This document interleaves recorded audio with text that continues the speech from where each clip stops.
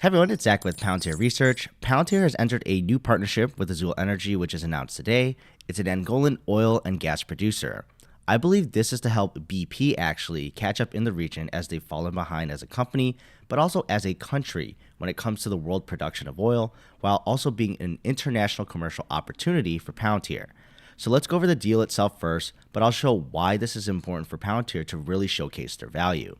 So this deal is for using Palantir Foundry to help Azul manage their current 200,000 barrels of daily oil production and support their growth to 250,000 barrels per day, which is their goal. For perspective, the country of Angola as a whole has had declining oil production since the mid-2010s and into the 2020s, as we can see here, where they've stabilized around the 1.2 million barrels per day. Now, Azul is trying to increase their share of oil, but also the overall production of the country for Angola.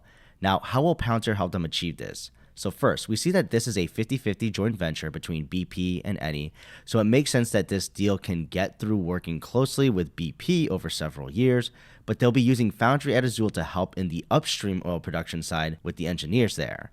So basically, they're making data available to these folks who are on the ground floor making decisions on how they're actually going to obtain and find the oil and extract it. Now, if you've listened to the former CEO of BP do an interview alongside Alex Karp, he talks about this methodology of drilling for oil in a capillary pattern like human veins, because you can't just assume oil will just be extractable in a nice, perfect geometric shape. It makes sense to utilize these sensors data that can detect the minute differences in everything from pressure, temperature, flow, all these things I'm not an expert on, of course, but it can help determine where you're drilling.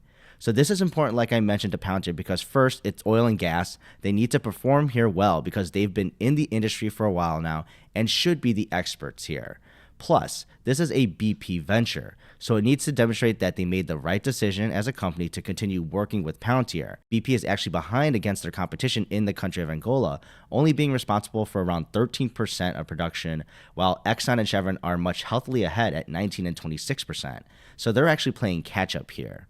Now, as a whole for the international commercial business side for Palantir, we don't get much details on how much they're going to get paid or the length of time for this deal. I'm not going to bank on it being too much, honestly, first due to Angola being a more impoverished country, and we are working with a smaller amount of oil production. So I'm not saying it's going to stay small forever, but I think on more of the conservative side here that Palantir is just trying to get in on the ground floor of their energy industry there, but possibly just to get into the country as well. Angola does heavily rely on oil production, which is almost 30% of their GDP, meaning that they're reliant here to make this work. So what's more important is just demonstrating that Palantir's technology actually works, and that, of course, the workforce gets more exposure in that country, and that the leaders of their industry there actually get more face time with the products and what it can do, slowly spreading them to different industries in that country as well.